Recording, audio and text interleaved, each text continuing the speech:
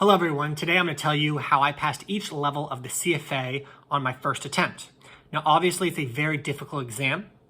Each level is difficult in its own way. Level 1 pass rate is often below 40%.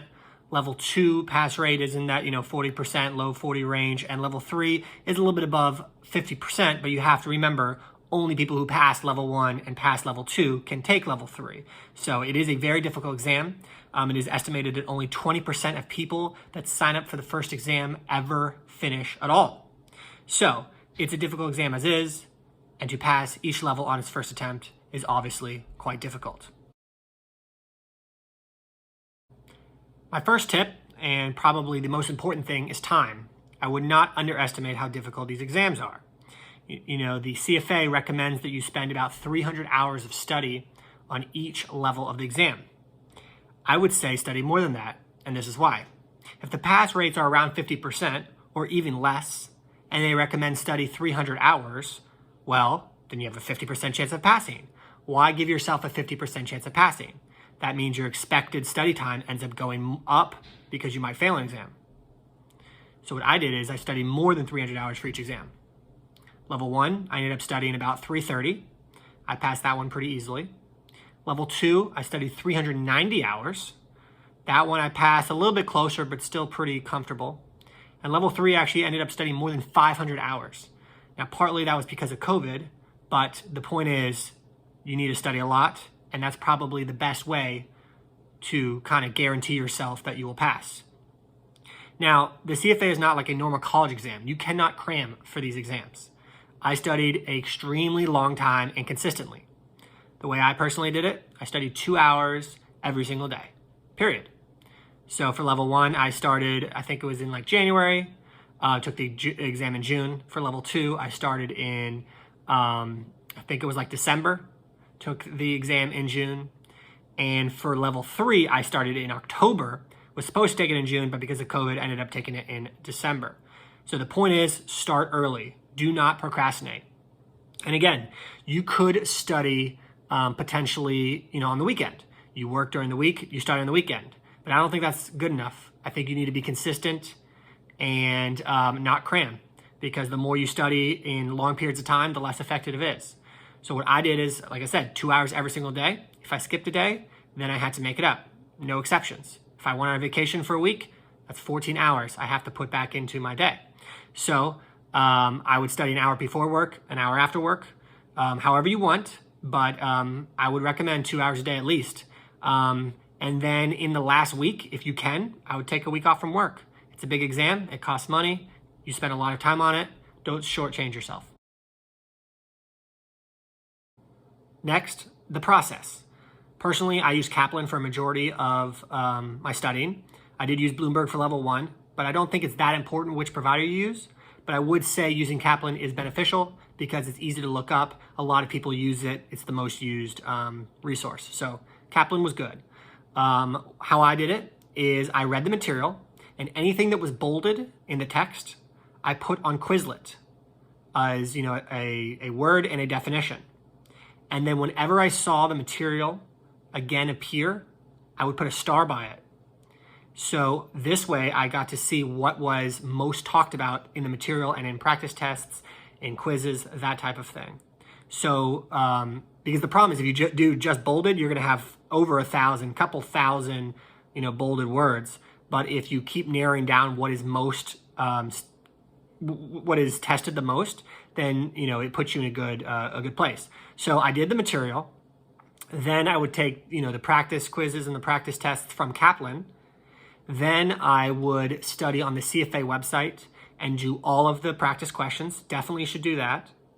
Then I took some more Kaplan tests. And then in the last week, the week I would take off from work, I would take the CFA tests. And for all those tests, I would make sure I understood answer A, B, C, and D. So if I get it right, doesn't matter. If I get it wrong, doesn't matter. Any word or any definition I didn't understand, I would look up. It is estimated or highly suspected that if you get a 70 on each of the exams, you will pass.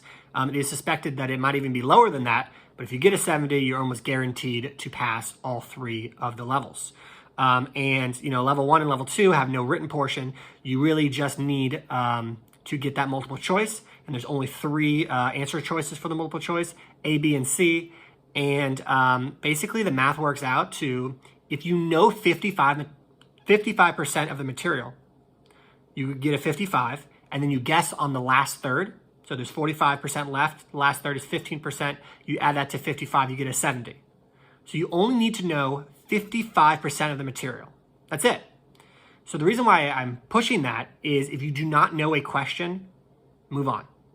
Now, personally, I've heard teachers say this for a very long time. If you don't know the question, move on. And I would ignore it. I would just always go in order. But for the CFA, you really do not need to know everything. In fact, you will not know everything. For level 1, I was extremely confident. I did do well, but there were several questions I just had never seen before. Didn't know how to do it. You got to skip it. Especially for level 3, it's really important because the written part can really get to you. I remember looking at the first question on level 3, didn't know how to do it, freaked out a little bit, but you got to just move on. You really don't need to know that much to pass. Just be careful and you'll be fine. Another tip, for exam day, I really recommend knowing exactly how it's going to go down. Anything new on exam day is really not good. You want to keep yourself calm. You want to know exactly where you're going. I personally would stay at hotels right next to the exam center. If you can, as close as you can is good. I would know what you're going to bring exactly. I would have your meal pre-planned. I would know what you're going to do during the 1-hour break. I would have a backup plan if the AM goes badly. For example, I did bad on the level 3 AM.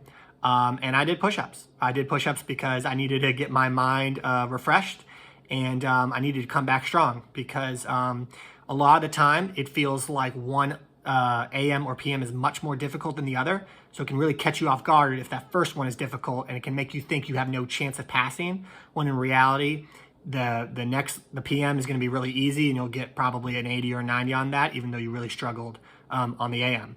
But I really recommend knowing exactly how it's going to go down. Talk to somebody who's taken the exam before. Obviously, you can't talk about the content, but just knowing about the process, I think, is really helpful to keep you calm. I really do recommend, having a plan if you don't know a question. How will you react to it? Have a plan with time. It's really important that you don't run out of time. So when you practice, doing practice tests, you really want to know, how much time you have. I think that's really important.